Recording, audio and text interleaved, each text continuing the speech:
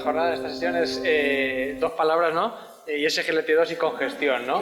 Pues entonces, bueno, y la cistatina C. Vamos a hablar un poquito ahora de la ultrafiltración, la experiencia que tenemos y cuándo la utilizamos. Bueno, voy a intentar ser un poquito rápido para cortar el tiempo, ¿no? Bueno, pues sabemos que obviamente la congestión es la principal causa de hospitalización en nuestros pacientes con insuficiencia cardíaca, que el 90% de las hospitalizaciones por insuficiencia cardíaca son debidas a congestión y que sobre todo tiene una alta tasa de reingresos a los 30 días y a los 6 meses. Esta diapositiva ya hemos puesto, la relación tan clara entre la presión venosa central elevada y la caída de filtrado glomerular y un algoritmo no tan bueno como el de la unidad, pero bueno, que intenta hacer lo que puede, publicado en el JACC, de qué tratamiento utilizamos en pacientes congestivos. Obviamente es una escalada de diuréticos, que no voy a entrar más en ella, pero sí que me gustaría resaltar pues, que ya en la propia algoritmo terapéutico ya nombran, aunque pocas veces se llegue hasta el final o no se lea, la SCUF o la terapia renal sustitutiva.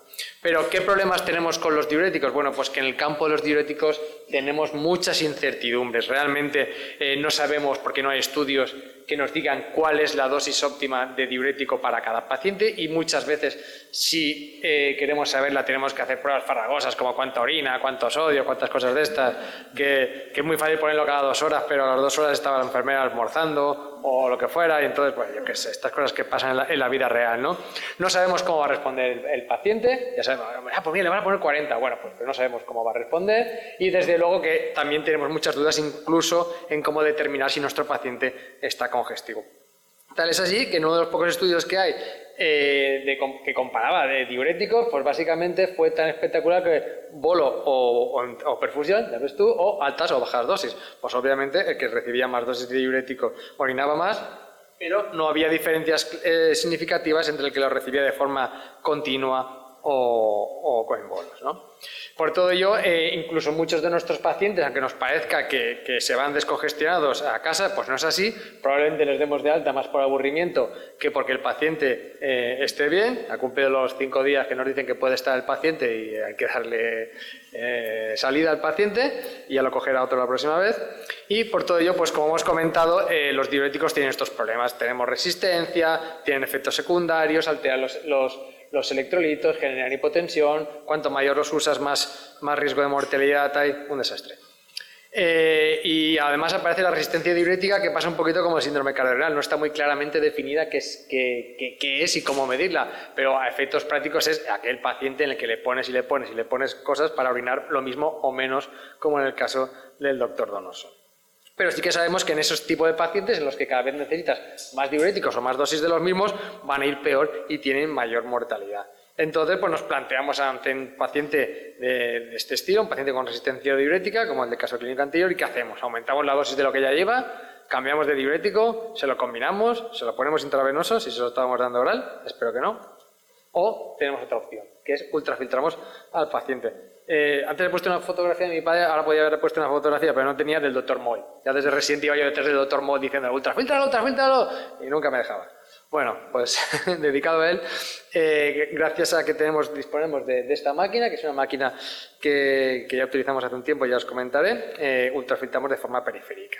¿Y qué tipos de reemplazo renal hay? Bueno, pues están obviamente las técnicas de reemplazo que utilizan los compañeros de nefrología y los compañeros de las unidades críticas, de continuos veno-venoso, hemodiafiltración, y la SCUF, que es básicamente lo que hacemos nosotros, pero con una máquina un poquito diferente, en la que no se extrae líquido por un método de difusión, sino por convección y no tiene líquido de reemplazo en la máquina, con lo cual es una máquina mucho más fácil de utilizar. Con lo que, frente a la diferencia de la difusión, que sería la parte de la izquierda, en la que se obtiene un líquido dialítico con pequeñas moléculas, básicamente lo que hacemos con la convección es un líquido isotónico, es decir, igual que el plasma. ¿Y qué hace o qué efectos tiene? Pues bueno, la ultrafiltración, si se hace de forma, voy a decir, cariñosa y con poco flujo y poco volumen, pues permite que algo tan sencillo y tan fácil de entender como es el relleno plasmático se produzca de una forma adecuada. Sabemos que un diurético administrado de forma excesiva o en dosis muy altas o de forma muy rápida o una ultrafiltración realizada de forma también agresiva pueden hacer que el líquido del espacio intersticial, en amarillo, no pase con la suficiente rapidez al espacio vascular, el rojo, que al final es el que le llega al riñón, con lo cual se depresiona el espacio intravascular sin quitar el edema y se produce un fallo renal. Junto a esto, hay estudios muy interesantes como este en el que predicen que el mayor beneficio o la mayor supervivencia de los pacientes no se produce por cuanto más líquido le quites al paciente, sino por cuanto más sodio le quites. Es decir, de tal modo que, como veis a la derecha, el mayor beneficio venía en aquellos pacientes en los que tenían un balance, es decir, el peor balance, un balance positivo de sodio, incluso aunque perdieran líquido. Es decir, que no es importante solo quitarle líquido a nuestro paciente, que pese menos, sino quitarle sodio. Ya sabemos que con los diuréticos pues, tenemos muchos problemas para conseguir este objetivo, ¿no? Entonces, bueno, pues esta máquina es una máquina muy pequeñita, algunos compañeros ya la conocen, desde luego los compañeros de nefrología, la instauramos junto con ellos.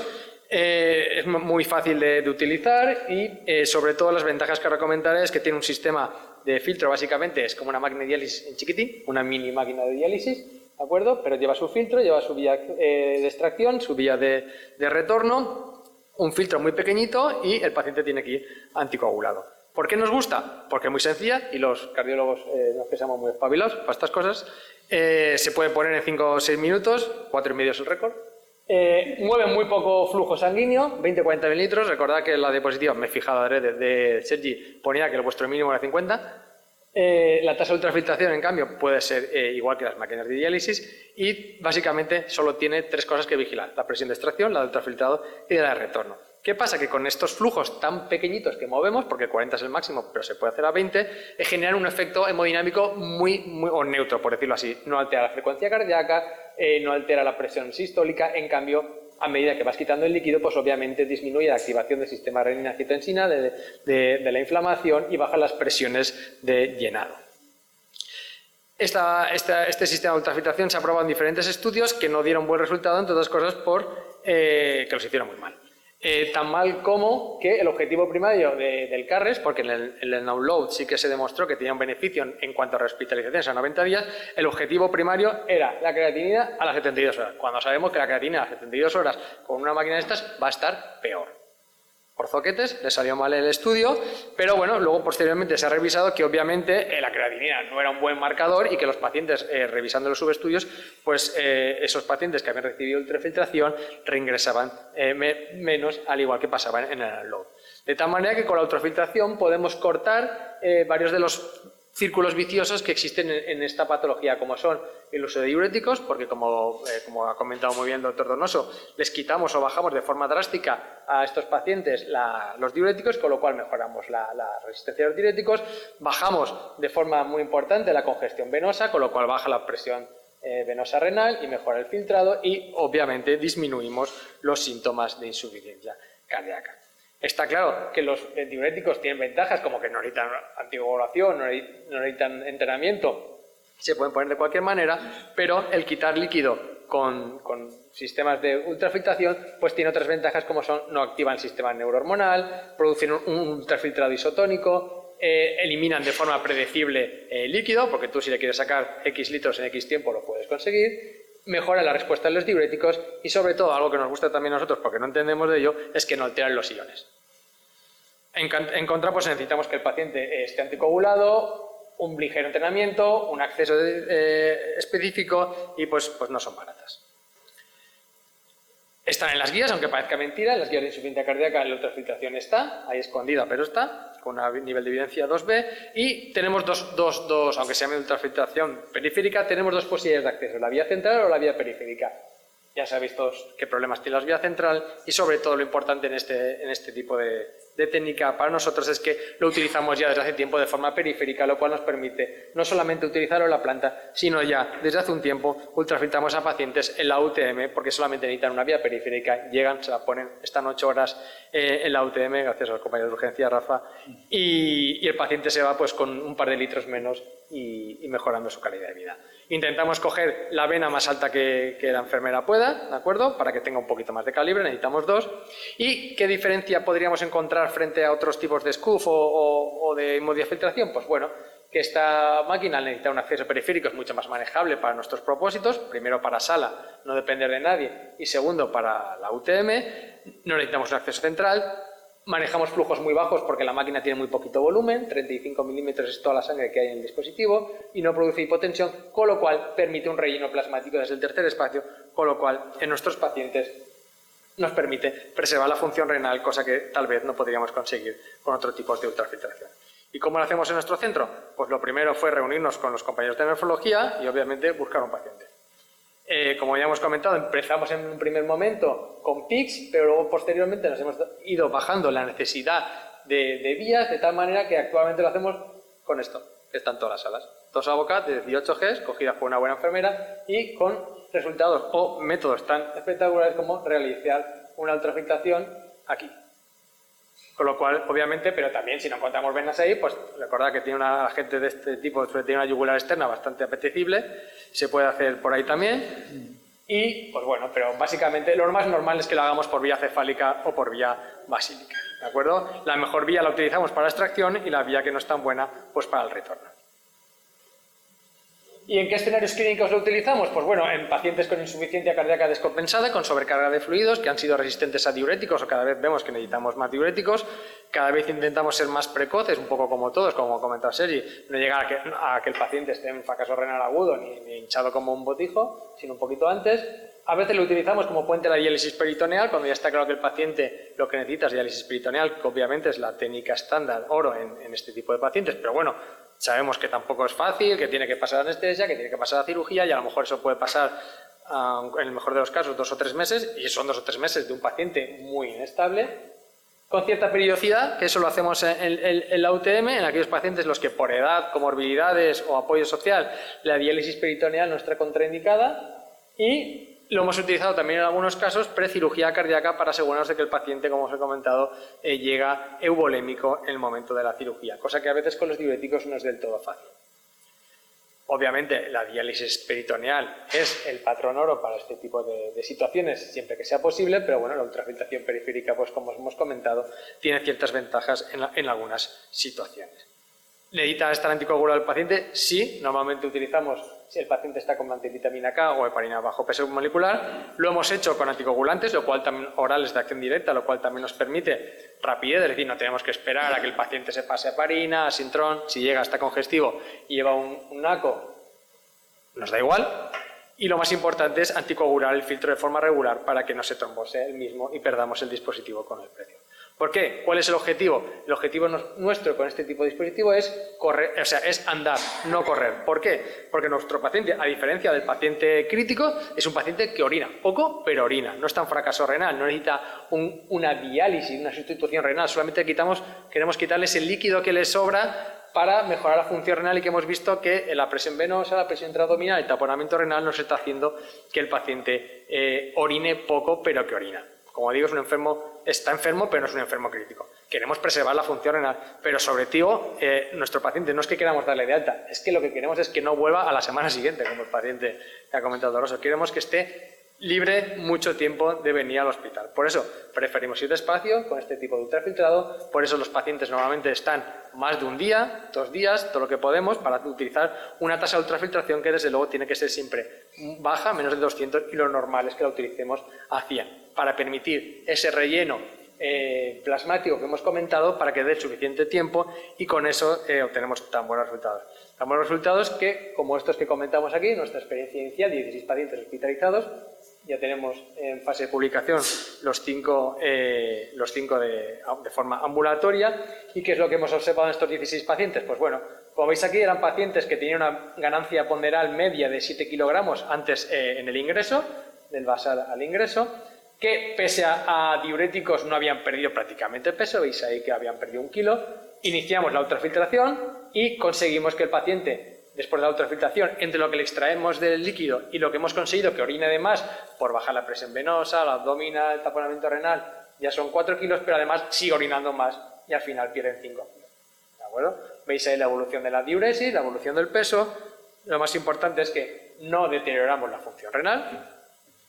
No es que se vaya a casa igual que estaba semanas antes, pero por lo menos conseguimos que el paciente se vaya a casa con mejor función renal que la que había traído al ingreso.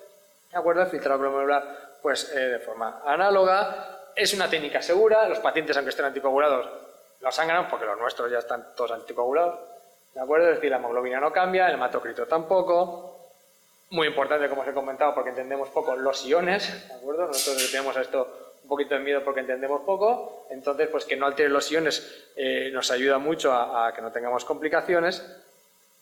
Y por ello, como resumen, ya había comentado el doctor Donoso, la ultrafiltración periférica en cierto tipo de pacientes, no obviamente en todos, pero en aquellos muy congestivos y muy refractarios, pues conseguimos que aumentar la diuresis, disminuir el peso, disminuimos la cantidad y la necesidad de diuréticos al alta, no tenemos problemas de hipotensión, no tenemos alteración de iones, sabemos que es seguro a nivel renal y como lo podemos hacer de forma periférica, pues es fácilmente accesible tanto en sala de hospitalización como en una unidad de tipo hospital de día o UTM.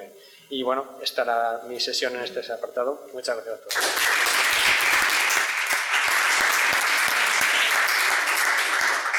Bueno, ya para finalizar esta jornada, yo os voy a hablar de la otra forma de ultrafiltrar a los pacientes, que es mediante la diálisis peritoneal. Dividiré en 3 partes, introducción a los conceptos generales y luego os contaré lo que hemos hecho nosotros en nuestra unidad. Bueno, para resumir un poco, no hace falta ya repetir que la insuficiencia cardíaca se asocia a una elevada morbimortalidad, pero repito, bueno, que el tratamiento diurético constituye el primer escalón terapéutico, pero que tenemos un 20% de los pacientes que no mejoran, como se ha comentado, bien por resistencia a los diuréticos o porque desarrollan insuficiencia renal o bien alteraciones hidroelectrolíticas. Entonces, en estos casos tenemos que hacer otras cosas, terapias adicionales como la ultrafiltración o la diálisis peritoneal. Para resumir qué es la diálisis peritoneal en 2 palabras, simplemente consiste en transportar solutos y agua a través de una membrana semipermeable que va a ser el peritoneo y que separa dos compartimentos líquidos, la sangre y el líquido peritoneal.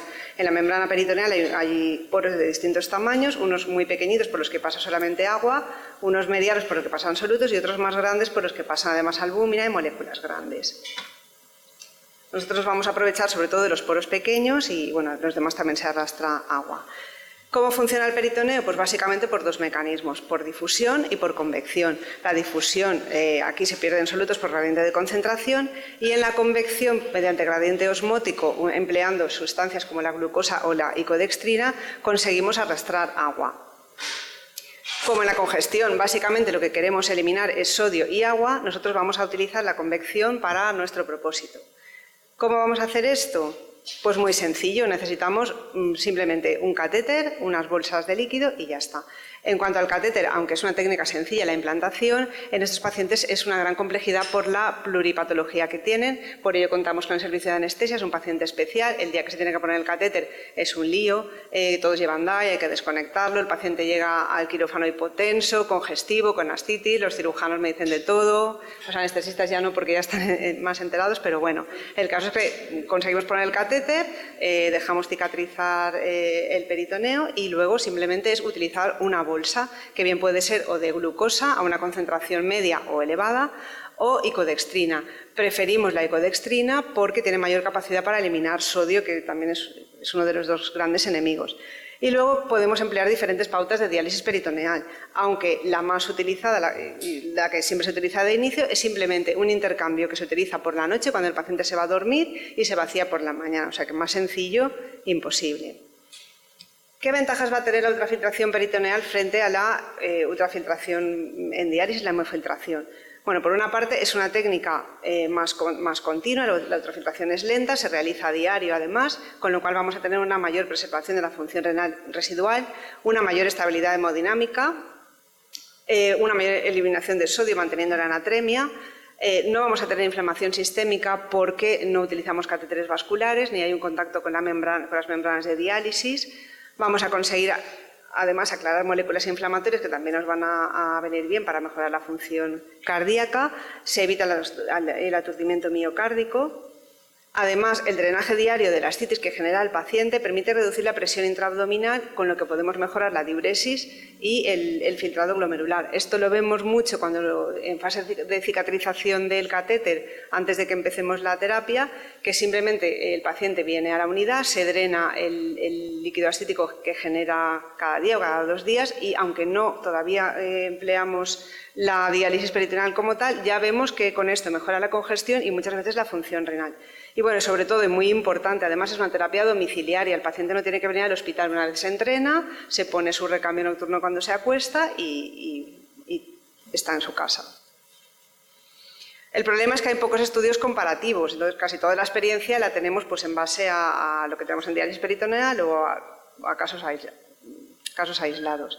Aquí, por ejemplo, en un trabajo que se hizo, un estudio prospectivo con 159 pacientes en los que se le hacía diálisis peritoneal por insuficiencia cardíaca refractaria, vemos que sí que hay una mejoría de la clase funcional, que es muy importante. Estos pacientes mejoran la calidad de vida, la sensación disneica y viven mejor.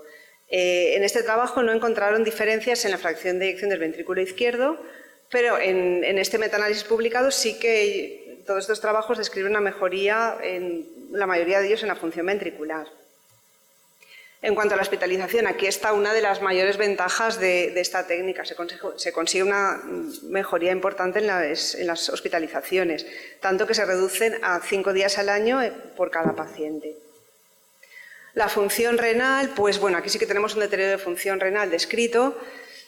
Pues la causa, pues bueno, yo creo que es un poco la evolución de la función renal del paciente, que está sometido a muchas noxas, muchos fármacos, y no es porque la diálisis peritoneal en sí le deteriore la función renal. La supervivencia es variable, sí que muchos trabajos dicen que mejora la supervivencia y que además esto ocurre en pacientes que ingresan menos, que tienen una albúmina más alta y un sodio más corregido. Bueno, dadas estas pinceladas un poco globales para no aburriros más, pues vamos a contaros nuestra experiencia. Nosotros en el 2014 pues nos reunimos, como ya se ha comentado, con los cardiólogos, los anestesistas y los cirujanos de pared y decidimos empezar con esta aventura. Entonces, diseñamos unos criterios de inclusión que fueron pacientes mayores de edad, que tuviesen una insuficiencia cardíaca avanzada y que fuese refractaria al tratamiento, con un filtrado glomerular que estuviese por debajo de 45, aunque luego ya con la experiencia, pues sí que es verdad que hemos incluido pacientes con un filtrado glomerular más elevado, simplemente para tratar la congestión, que tuviesen varios ingresos por insuficiencia cardíaca en los últimos 6 meses, que llevasen un tratamiento completo diurético por parte de los cardiólogos, que estuviesen estable y que no tuvieran contraindicaciones para la diálisis peritoneal y, por supuesto, que nos firmaran el consentimiento. Como criterios de exclusión, pues bueno, pocos que ya fuesen pacientes ya en tratamiento con diálisis, que estuviesen inestables, que tuviesen una esperanza de vida muy bajita, con lo cual no merecía la pena meternos en esta aventura, que no nos dieran el consentimiento y que tuviesen alguna contraindicación por problemas de pared abdominal, que estuviesen operados recientemente, que tuviesen prótesis vasculares intraabdominales puestas hacía poco o que no fueran capaces de realizar la técnica. Vale, pues esto es lo que hemos hecho. Desde 2014 hasta ahora son 30 pacientes los que hemos incluido en este programa. De ellos 11 mujeres y 19 varones. La edad media ha sido de 66 años. Aquí tenemos representadas las cardiopatías de base. La mayoría, bueno, en rojo tenemos la cardiopatía isquémica, otros también con miocardiopatía dilatada no isquémica y valvulares. Han sido la gran mayoría de pacientes y luego ya pues otras cardiopatías. 3/4 de los pacientes con fracción de eyección reducida, pero también algunos con fracción conservada. Estos eran más bien casos de fallo derecho. Y luego pues más de la mitad con portadores de DAI. En cuanto a la función renal, el filtrado glomerular medio de los pacientes era de 37, teniendo en cuenta además que 2 pacientes tenían una enfermedad renal previa por litiasis. Todos llevaban 3 o 4 diuréticos a dosis elevadas, refractarios al tratamiento. Las hospitalizaciones previas por cada paciente eran de 3,5 ingresos al año. Y bueno, que la pauta que les pusimos fue un intercambio nocturno de 1.500 o 2.000 centímetros cúbicos, bien de glucosa 2,27 o de icodextrina. Más o menos venían a sacar unos 500 centímetros cúbicos por cada recambio cada día. Eso, sumado a la diuresis, hace que poco a poco pues, se vayan descongestionando. La evolución hasta la fecha, pues bueno, muchos han fallecido, como podéis ver.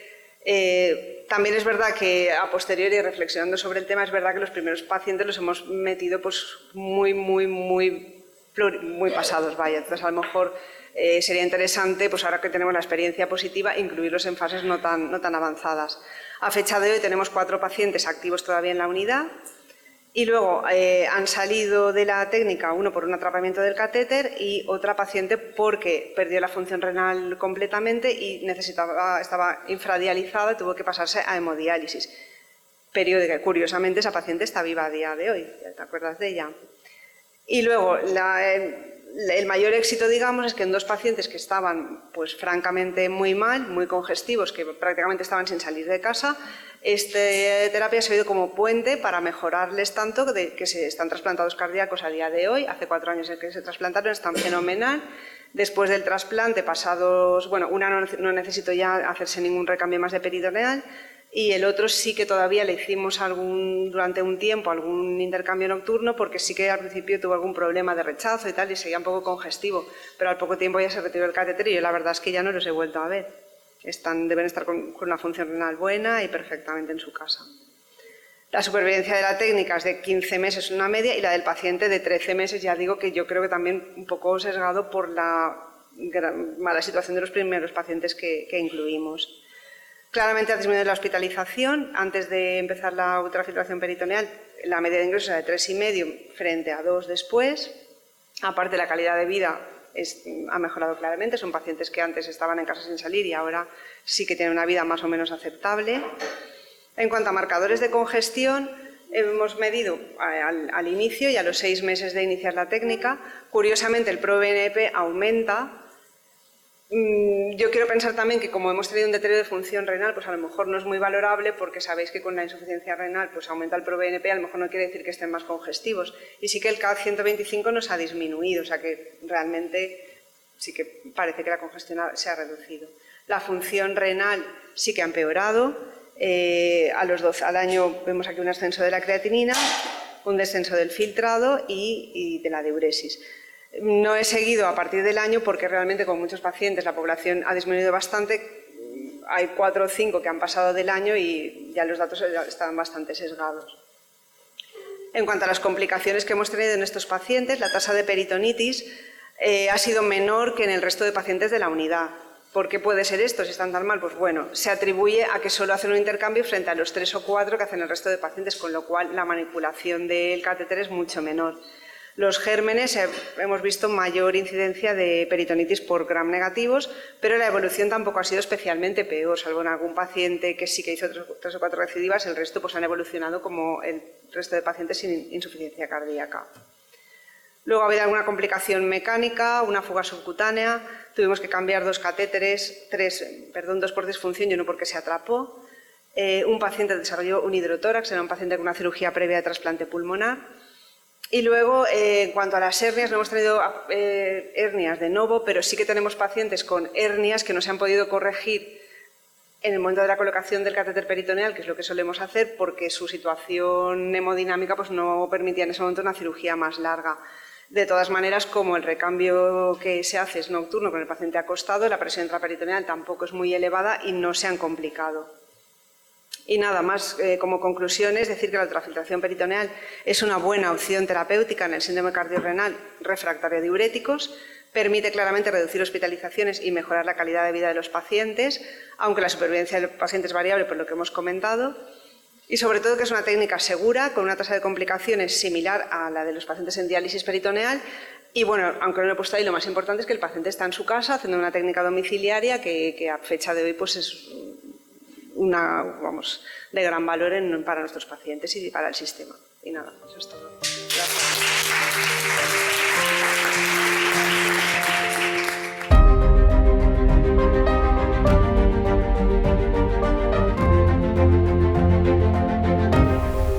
Tenemos 5 minutillos para preguntas.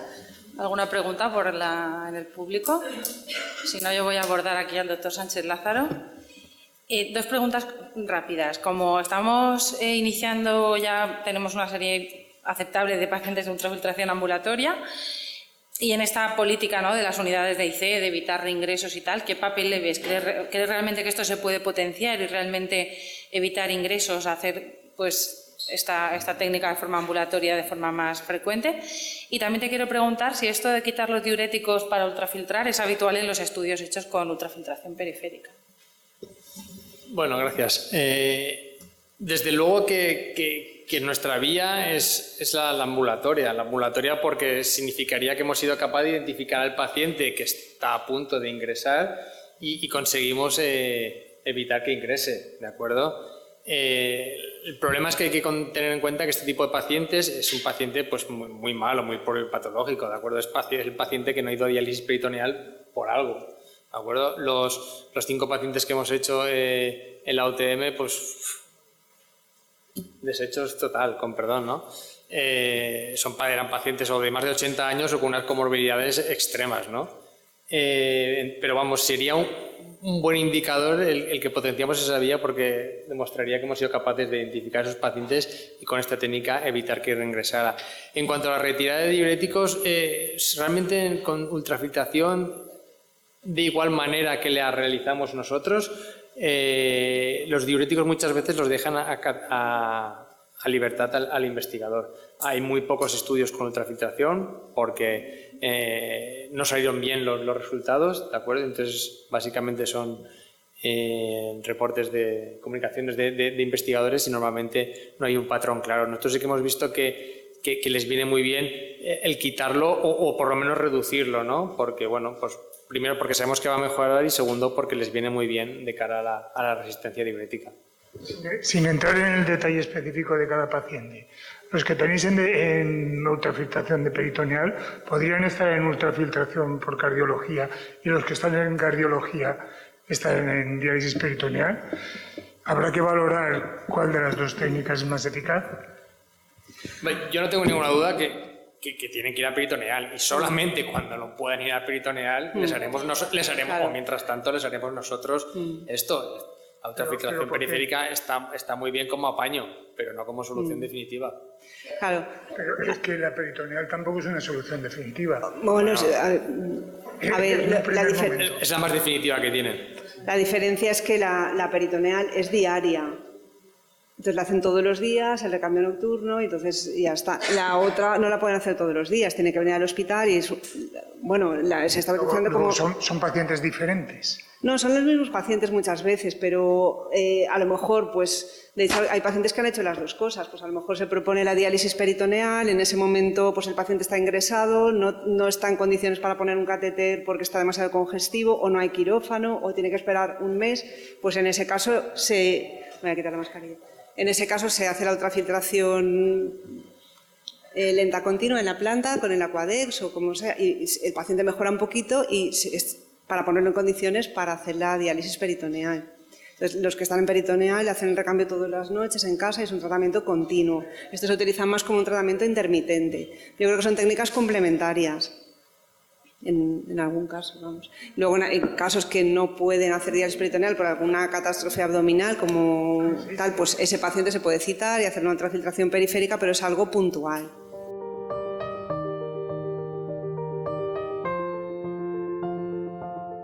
Bueno, cuando lo hemos hecho en la UTM, sí, por cuestiones logísticas, ¿no? Porque el paciente se tiene que ir a... Bueno, porque la UTM ahora ya no la cierran, pero antes la cerraban.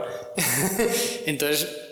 Y porque es algo ambulatorio y que no puedes tenerlo 24 horas ahí como ambulatorio. Entonces, en esos pacientes sí que vamos más hacia una ultrafiltración de cercano a 150 o 200 mililitros hora para que en 8 horas de tiempo a quitarle todo lo que podamos, aunque no es la tasa que más nos gusta. Y cuando está en planta sí que utilizamos una pauta mucho más lenta, pero más prolongada. Prolongada es hasta que dure el filtro, que pueden ser 2, 3, creo que el más que ha estado ha sido 4 días un paciente.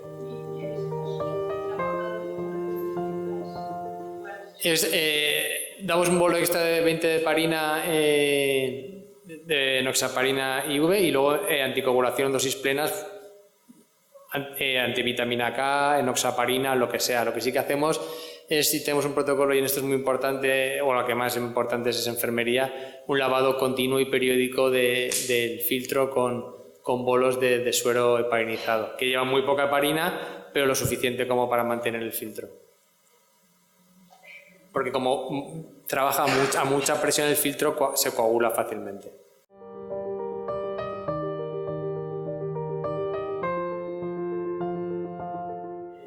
Ahí me pillas, pero es isotónica, o sea que no se debería ser... Porque además hemos pedido alguna vez análisis, pero la albúmina no la hemos pedido, la pediremos...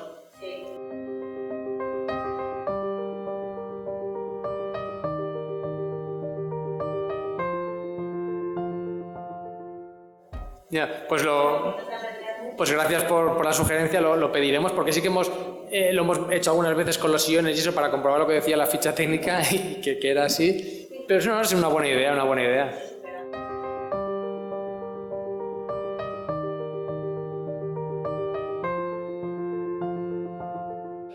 Sí, también es cierto que la insuficiencia cardíaca, la albúmina nunca ha demostrado nada, como método de extracción, ¿de acuerdo?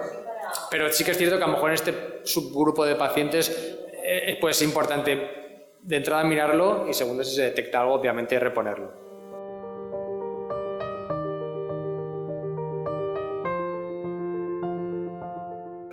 Nunca manejamos unas hipoalbuminemias nosotros en planta tan graves. Las cosas como son, vosotros pacientes críticos a lo mejor sí que manejáis, pero nosotros en el rango bajo, pero no extremo nunca.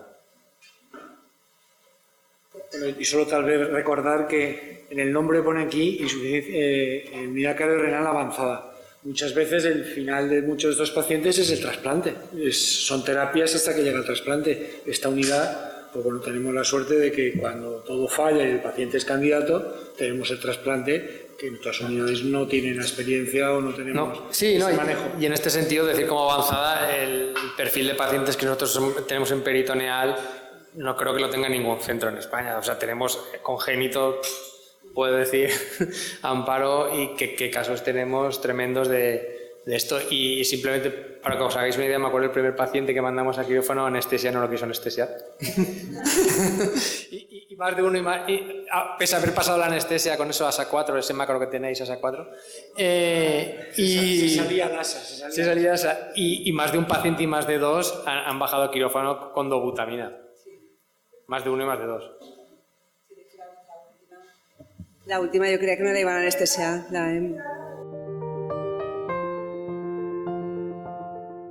Límite de edad no marca, eso lo sabe Amparo mejor que yo, el intelecto del paciente y la capacidad de manejo. Sí, realmente para peritoneal, si pueden superar la intervención, realmente, no sé si me oye, realmente la técnica es muy sencilla, con que sean capaces de hacer el intercambio, y es más, como solo es un intercambio diario, si no son capaces ellos, un familiar se lo puede hacer, no los 3 o 4 diarios que hacen los de diálisis peritoneal al uso. Entonces, la verdad es que la experiencia es buena, a pesar de que se mueran mucho y todo, realmente el tiempo que están están bien. Yo creo que el deterioro de la función renal que comentabas es como si hubiera, antes de la diapositiva que yo he puesto, la función renal con los diferentes fármacos siempre va a ir hacia abajo. Sí, lo que pasa es que va a ir menos lentamente y con menos ingresos hospitalarios. Además, otra cosa, aunque la función renal empeora y muchos de ellos llegan a tener necesidad de diálisis completa porque bajan a filtrados muy bajitos, realmente el paciente no se llega a dar mucha cuenta porque simplemente les va subiendo el número de recambios, no hay que hacerle ninguna fístula, ninguna técnica y no le supone ningún drama. No les hace gracia, desde luego, pero vamos, que se van adaptando y realmente ellos no lo llegan a notar. Muy bien, pues muchas gracias, habéis hecho unas presentaciones excelentes, pero ya toca cerrar y si os parece damos paso al cierre de la jornada, al doctor Almenar y a la